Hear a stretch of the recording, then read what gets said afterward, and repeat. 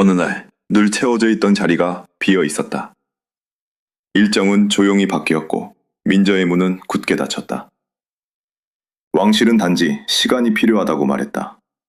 그러나 침묵이 길어질수록 사람들은 사실보다 더 잔인한 상상을 만들어내기 시작했다. 그 중심에는 한 여인이 있었다. 수많은 카메라 앞에서 미소 짓는 법을 배웠고 어떤 질문에도 흔들리지 않는 법을 익힌 캐서린 왕세자빈이었다. 하지만 이번에는 왕실의 체면보다 먼저 지켜야 할 것이 있었다. 조지, 샬럿, 루이, 세 아이의 마음이었다. 비밀은 가족을 보호할 수 있다. 그러나 아이가 그 비밀을 두려움이나 수치로 받아들이는 순간 침묵은 더 이상 방패가 아니다. 그것은 보이지 않는 벽이 된다. 캐서린은 바로 그 벽 앞에서 멈춰섰다. 도대체 무엇이 이 가족을 갑작스럽게 세상과 단절시켰을까? 왜 윌리엄은 더 깊은 침묵을 원했고 캐서린은 결국 자신의 목소리로 진실을 말해야 한다고 결심했을까? 그리고 그 선택은 훗날 왕실의 미래까지 어떻게 바꾸게 되었을까? 캐서린은 태어날 때부터 왕관을 바라보며 자란 여인이 아니었다. 그녀의 어린 시절에는 궁전의 긴 복도도 경호원의 발걸음도 수천 개의 카메라도 없었다. 평범한 가정에서 자라 학교에 다니고 친구들과 웃고 운동을 즐기던 소녀에게 미래는 아직 정해지지 않은 넓은 길처럼 보였다. 누구의 시선도 그녀의 표정 하나를 해석하지 않았고 침묵은 그저 말하지 않는 순간일 뿐이었다. 세인트 앤드루스 대학에서 윌리엄을 만난 뒤 그 평범함은 조금씩 사라지기 시작했다. 사랑은 두 사람만의 감정이었지만 세상은 그것을 국가적 이야기로 만들었다. 그녀가 어떤 옷을 입었는지, 어디에 갔는지, 얼마나 오래 기다리는지까지 기사 제목이 되었다. 사람들은 그녀를 한 인간으로 보기보다 미래의 왕비 후보로 평가했고 그녀의 가족과 출신까지 왕실에 어울리는지 심판하려 했다. 그 시간 동안 캐서린이 가장 먼저 배운 것은 반박하는 법이 아니었다. 아무리 억울해도 표정을 흐트러뜨리지 않는 법. 자신을 설명하고 싶은 순간에도 한 걸음 물러서는 법이었다. 세상은 그것을 우아함이라고 불렀지만 우아함은 때때로 상처를 드러내지 않는 기술에 불과했다. 침묵은 그녀를 보호했고 동시에 그녀를 왕실이 원하는 모습으로 바꾸었다. 사람들은 흔들리지 않는 그녀를 강하다고 믿었다. 그러나 강함이란 아프지 않은 상태가 아니라 아파도 아무도 눈치채지 못하게 걷는 일이었다. 2011년 웨스트민스터 사원의 문이 열리고 캐서린이 윌리엄에게 걸어가던 순간 수많은 사람은 동화가 완성되었다고 믿었다. 하지만 그녀에게 그것은 끝이 아니라 시작이었다. 그날부터 미소는 개인적인 감정이 아니라 의무가 되었고 피로도 슬픔도 대중 앞에서는 정돈되어야 했다. 사랑하는 사람과 가정을 이루는 기쁨 뒤에는 이제 자신의 몸과 시간조차 완전히 자신만의 것이 아니라는 냉혹한 현실이 서 있었다. 조지, 샬럿, 루이가 태어나자 캐서린은 이전과 다른 질문과 마주했다. 자신이 견뎌온 시선과 압박을 아이들에게도 그대로 물려주어야 하는가? 왕실의 전통은 아이들을 지켜줄 울타리인가? 아니면 어린 마음까지 가두는 벽인가? 그녀는 가능한 한 평범한 식사와 학교 생활, 가족의 시간을 지키려 했다. 왕관보다 먼저 아이들이 있었고 공식 일정표보다 먼저 잠들기 전에 대화가 있었다. 그러나 평범함을 지키려는 노력은 언제나 위태로웠다. 아이들이 웃는 순간조차 사진이 되었고 한 번의 표정은 성격에 대한 평가로 이어졌다. 특히 미래의 왕이 될 조지에게는 너무 일찍 책임의 그림자가 드리워졌고 샬럿 것과 루이 역시 각자의 방식으로 대중의 기대를 받아야 했다. 캐서린은 자신이 침묵으로 버텨온 세월을 떠올리며 같은 침묵이 아이들에게도 힘이 될 것이라 믿고 싶었다. 하지만 침묵은 어른에게는 선택이지만 아이에게는 설명되지 않은 공포가 될 수 있다. 캐서린은 아직 알지 못했다. 언젠가 가족을 지키기 위해 세운 그 조용한 벽이 오히려 새 아이의 마음을 가장 외롭게 만들 수 있다는 사실을. 그리고 그날이 찾아왔을 때 그녀는 왕실이 가르쳐준 방식과 어머니로서의 본능 사이에서 가장 잔인한 선택을 해야 했다. 조지, 샬럿, 루이는 같은 궁전 안에서 자랐지만 새 아이가 마주한 미래는 처음부터 같지 않았다. 조지는 언젠가 왕이 될 아이로 불렸고 샬럿은 늘 주변을 세심하게 살피는 딸로 보였으며 루이는 가족의 긴장을 웃음으로 풀어내는 막내였다. 사람들은 그들의 손짓과 표정에서 성격을 읽으려 했지만 정작 아이들이 느끼는 두려움에는 좀처럼 관심을 두지 않았다. 캐서린은 누구보다 그 위험을 잘 알고 있었다. 어린 시절의 기억은 평생의 감정을 만든다는 사실을 오랫동안 말해왔고, 그래서 새 아이에게만큼은 궁전보다 집에 가까운 공간을 주고 싶어 했다. 학교에서 돌아온 뒤의 평범한 대화, 함께 먹는 저녁, 잠들기 전에 작은 농담이 공식 행사보다 중요하다고 믿었다. 왕실은 아이들에게 지위를 줄 수 있었지만 안전하다는 감각까지 대신 만들어줄 수는 없었다. 특히 조지에게는 이미 보이지 않는 시계가 움직이고 있었다. 또래에게는 단지 생일이었던 시간이 그에게는 책임에 가까워지는 계단이었다. 사람들은 그가 언제 왕실의 의무를 더 많이 맡을지 궁금해했지만 캐서린에게 그는 먼저 숙제를 하고 동생들과 다투며 자라는 아들이었다. 미래의 왕이라는 이름이 현재의 아이를 삼켜서는 안 된다는 것이 그녀가 지키고 싶은 첫 번째 원칙이었다. 그러나 가족의 일상이 흔들리기 시작하자 가장 먼저 변한 것은 일정표가 아니었다. 집안의 목소리였다. 어른들은 어떤 이야기를 꺼낼 때마다 문을 닫았고 전화가 울리면 표정부터 바뀌었다. 아이들 앞에서는 괜찮다고 말했지만 괜찮다는 말을 너무 자주 반복하는 순간 그것은 오히려 위험의 신호가 된다. 설명되지 않은 침묵은 아이들의 상상 속에서 가장 무서운 모습으로 자라난다. 조지는 맞이라는 이유로 침착해야 한다고 느꼈을지 모른다. 그는 질문을 삼키고 동생들 앞에서 평소처럼 행동하려 했을 것이다. 하지만 책임감은 어린아이를 강하게 만들기도 하고 너무 일찍 어른으로 만들기도 한다. 샬럿은 말보다 분위기를 먼저 잇는 아이였다. 닫힌 문과 낮아진 목소리, 부모의 피곤한 눈빛을 보며 아무도 설명하지 않은 진실에 가까이 다가갔다. 루이는 가장 어렸지만 가장 모르는 아이는 아니었다. 어른들은 어린아이가 상황을 이해하지 못한다고 생각하기 쉽다. 그러나 아이는 병의 이름을 몰라도 두려움의 냄새는 난다. 자신이 방에 들어오자 대화가 멈추고 웃음이 갑자기 조심스러워지는 순간을 반복해서 겪는다면 그는 자신 때문에 무언가가 감춰진다고 믿기 시작할 수 있다. 새 아이는 서로 다른 방식으로 가족의 균열을 받아들였을 것이다. 한 아이는 강해지려 했고 다른 아이는 더 많이 관찰했으며 막내는 사라진 설명을 자신의 탓으로 돌릴 수도 있었다. 아이들은 어른의 침묵을 그대로 받아들이지 않는다. 그들은 빈칸을 스스로 채운다. 그리고 그 빈칸에는 진실보다 더 잔인한 상상이 들어가기 쉽다. 캐서린은 새 아이를 보호하기 위해 진실을 늦추고 싶었다. 윌리엄 역시 세상이 가족의 상처를 소비하게 두고 싶지 않았다. 그 선택은 사랑에서 시작되었다. 하지만 사랑으로 세운 벽도 안쪽에 있는 사람의 목소리를 듣지 못하게 만들면 감옥이 된다. 그리고 바로 그때 왕실 바깥에서는 또 다른 이야기가 만들어지고 있었다. 일정이 바뀔수록 의심은 커졌고 침묵이 길어질수록 사람들은 자신들이 원하는 답을 채워 넣었다. 캐서린 새 아이를 지키기 위해 닫은 문이 이제는 가족 전체를 더 거대한 소문 속으로 밀어넣기 시작했다.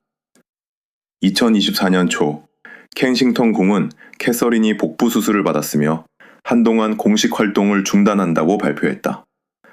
문장은 짧았고 설명은 조심스러웠다. 왕실은 회복에 필요한 시간을 달라고 요청했지만 대중이 본 것은 사실보다 빈자리였다. 늘 보이던 사람이 사라지자 사람들은 이유를 기다리지 않았다. 침묵이 생긴 자리에는 의심이 들어왔고 의심은 순식간에 이야기로 변했다. 처음에는 단순한 궁금증이었다. 왜 복귀 시점이 계속 멀어지는지, 왜 새로운 사진이 없는지, 왜 윌리엄의 일정까지 흔들리는지 묻는 목소리가 커졌다. 그러나 인터넷은 질문을 오래 질문으로 남겨두지 않는다. 확인되지 않은 추측은 자극적인 제목을 얻었고 농담처럼 시작된 말은 사실처럼 퍼져나갔다. 아무도 진실을 알지 못했지만 모두가 진실을 안다고 말하기 시작했다. 그때 공개된 것이 어머니의 날 가족 사진이었다. 사진 속 캐서린은 조지, 샬럿, 루이와 함께 미도짓고 있었다. 궁전은 그 한 장이 불안을 잠재우길 바랬을 것이다. 평범한 가족의 모습, 여전히 아이들 곁에 있는 어머니, 회복이 계속되고 있다는 조용한 신호. 하지만 사람들은 사진 속 따뜻함보다 손끝과 소매, 어긋난 선을 먼저 보았다. 주요 통신사들이 편집 흔적을 이유로 사진을 철회하자 상황은 완전히 뒤집혔다. 신뢰를 되찾기 위해 내민 사진이 오히려 가장 큰 불신의 증거가 되었다. 캐서린은 직접 편집 과정에서 혼란을 일으킨 점을 사과했다. 그러나 한 번 흔들린 믿음은 사과 한 문장으로 제자리로 돌아오지 않았다. 사람들은 사진만 의심한 것이 아니라 그동안 궁전이 말해온 모든 문장을 다시 의심하기 시작했다. 더 잔인한 것은 그 다음이었다. 사람들은 회복 중인 한 여인의 침묵을 기다려주기보다 그녀의 부재를 오락처럼 소비했다. 사실을 찾는 척하면서 상처를 확대했고 걱정을 말하면서도 한 가족의 가장 약한 순간을 끊임없이 들여다보려 했다. 문제는 단순한 보정이 아니었다. 한 가족은 병과 두려움 속에서도 아이들에게 평범한 하루를 남겨주고 싶었고 왕실은 사생활을 지키면서도 대중을 안심시키려 했다.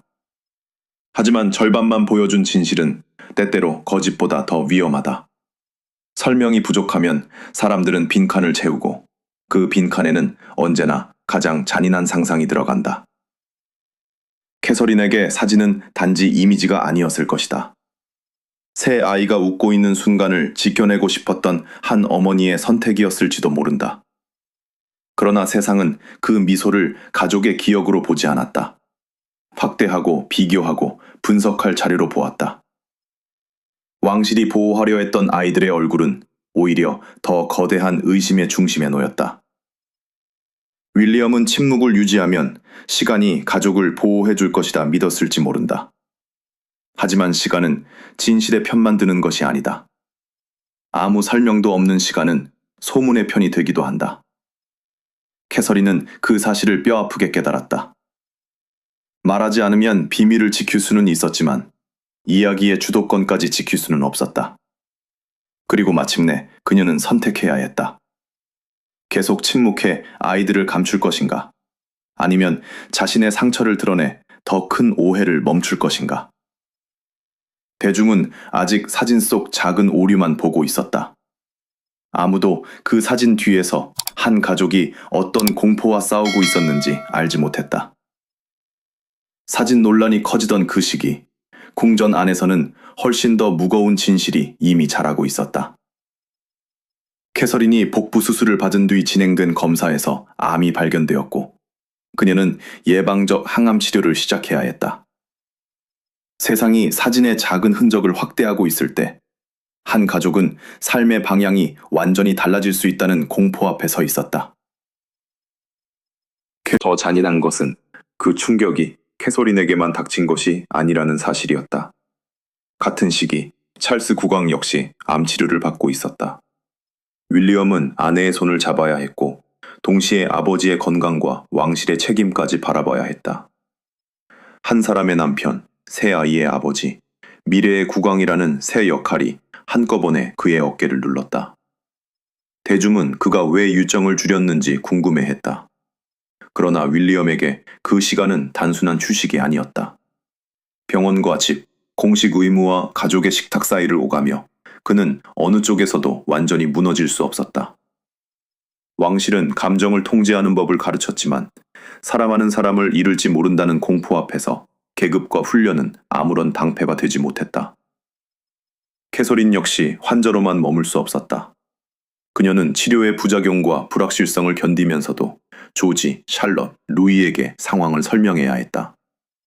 아이들에게 진실을 말하되 공포를 심어주지 않아야 했고, 괜찮다고 약속하되 자신도 확신할 수 없는 미래를 거짓말처럼 포장해서는 안 되었다. 어머니의 목소리는 차분해야 했지만 그 차분함 뒤에는 밤마다 무너지는 두려움이 숨어 있었을 것이다. 윌리엄은 침묵이 가족을 지킬 수 있다고 믿었을지 모른다. 병의 이름이 공개되는 순간 세상은 치료 과정과 표정, 아이들의 반응까지 분석하려 들 것이기 때문이다. 그는 사랑하는 사람들의 고통이 기사와 영상의 재료가 되는 것을 막고 싶었다. 그러나 캐서린은 다른 위험을 보기 시작했다. 아무것도 말하지 않는 동안 아이들은 어른들의 표정에서 더 무서운 답을 상상했고, 대중은 사실보다 잔인한 이야기를 만들어냈다. 두 사람의 선택은 사랑과 무관하지 않았다. 오히려 너무 사랑했기 때문에 서로 다른 방향으로 달려갔다.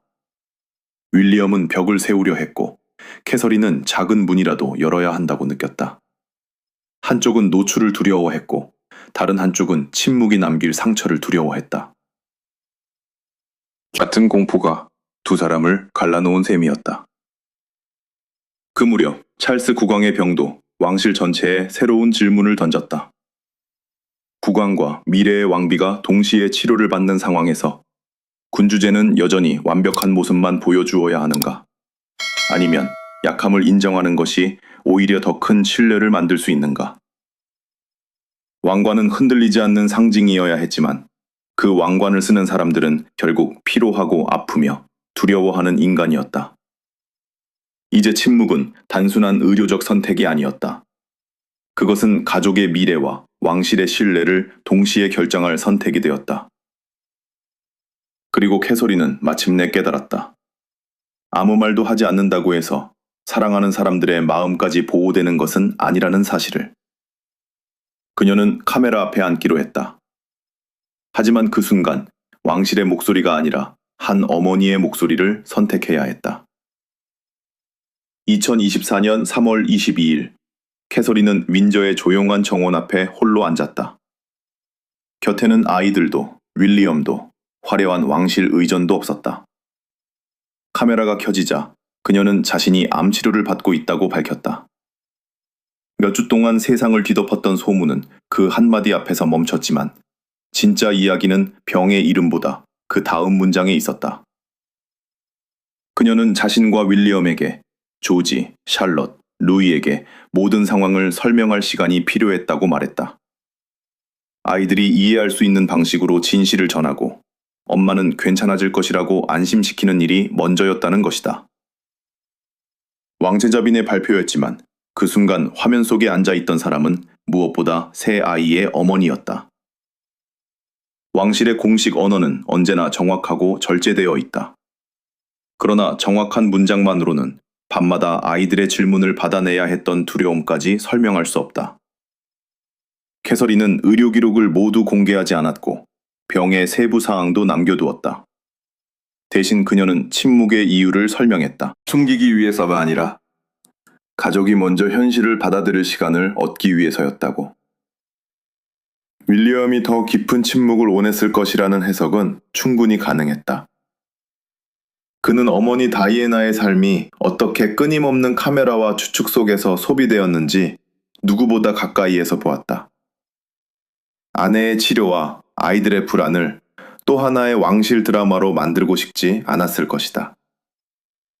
그의 침묵은 냉정함이 아니라 공포가 세운 방어선에 가까웠다. 하지만 캐서린은 다른 위험을 보았다.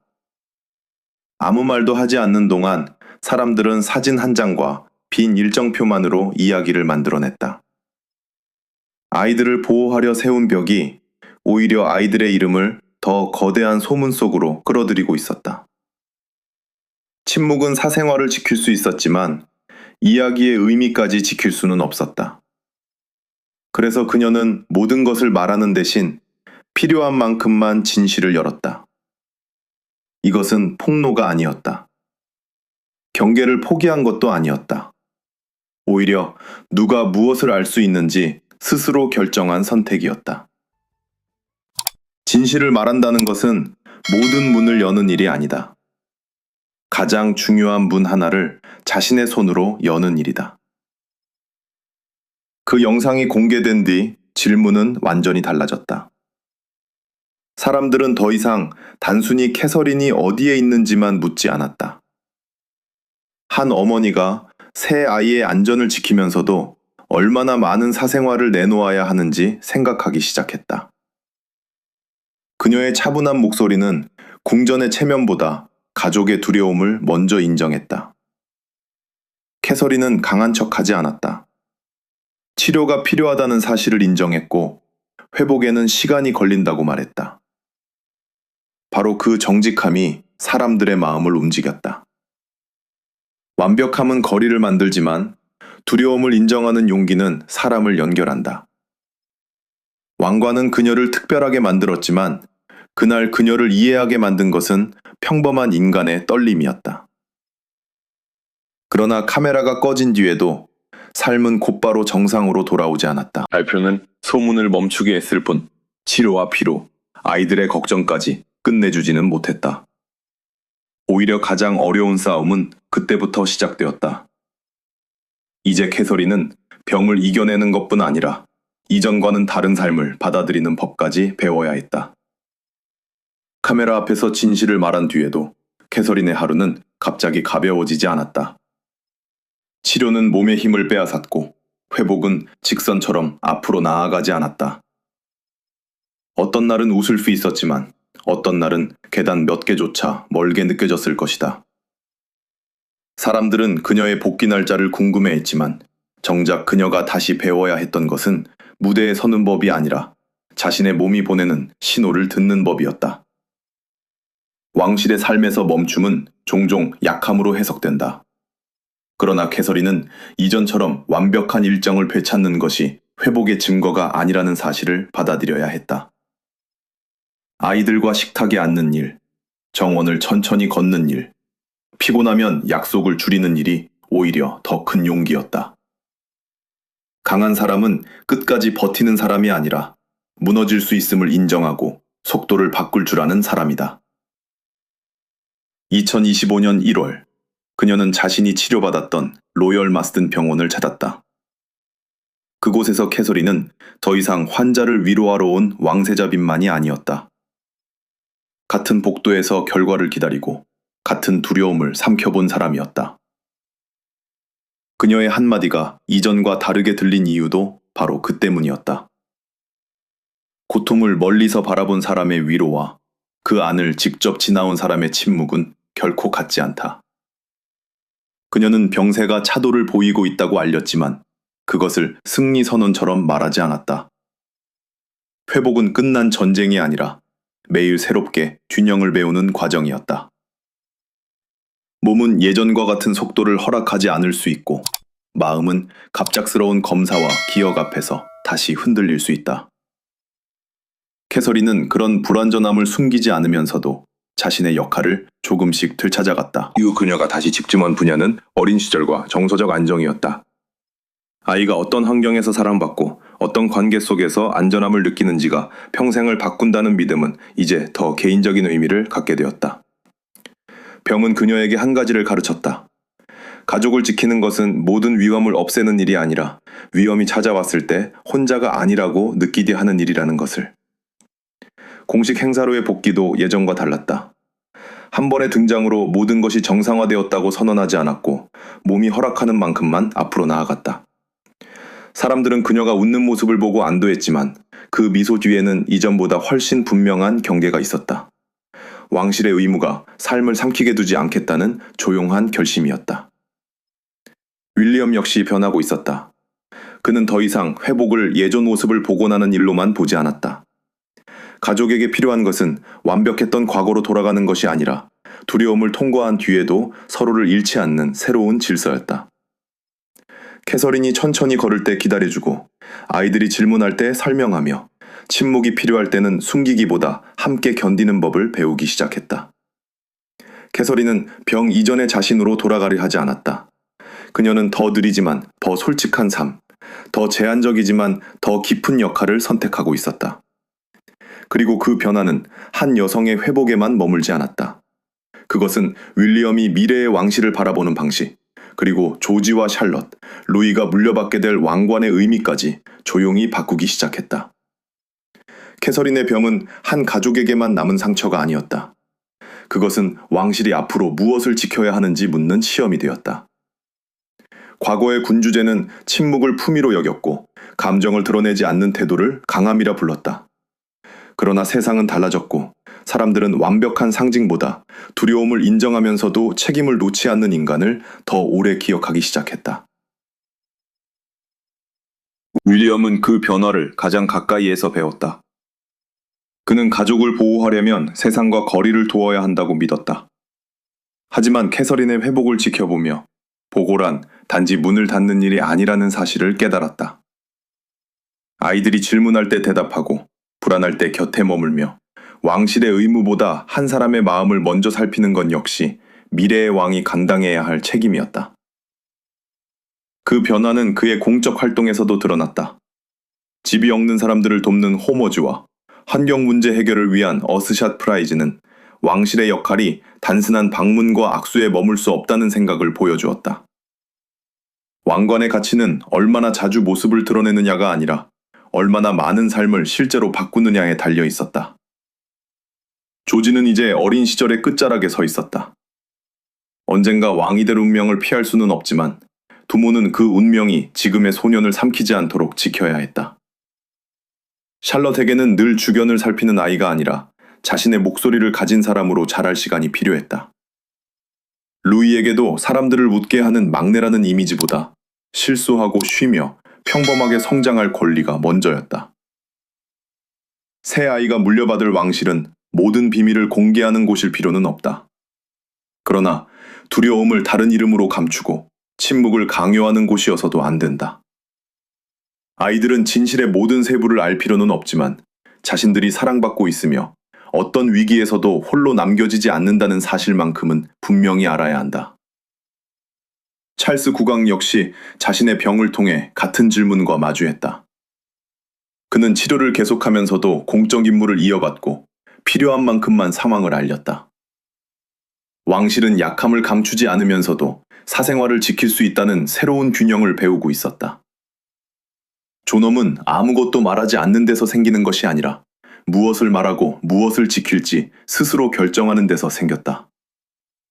이제 왕실의 생존은 완벽한 외관에만 달려있지 않았다. 사람들은 상처 없는 가족을 원하는 것이 아니라 상처를 이용하지 않고도 진실을 말할 줄 아는 가족을 원했다. 위기는 왕실의 권위를 무너뜨리지 않았다. 오히려 권위가 어디에서 다시 시작되어야 하는지를 드러냈다. 그것은 명령이 아니라 공감, 거리감이 아니라 신뢰였다. 캐서린은 전통을 무너뜨리지 않았다. 오히려 전통이 인간을 위해 존재해야 한다는 사실을 다시 일깨웠다. 그녀의 목소리는 왕실을 약하게 만들지 않았다. 세상 앞에서 흔들릴 수 있음을 인정하면서도 가족의 경계를 지켜낼 수 있다는 것을 보여주었다. 그리고 이것이 새 아이가 언젠가 기억하게 될 진짜 유산일지 모른다. 왕관은 머리 위에 놓이는 금속이 아니라 두려움 속에서도 서로의 손을 놓지 않는 책임이라는 것.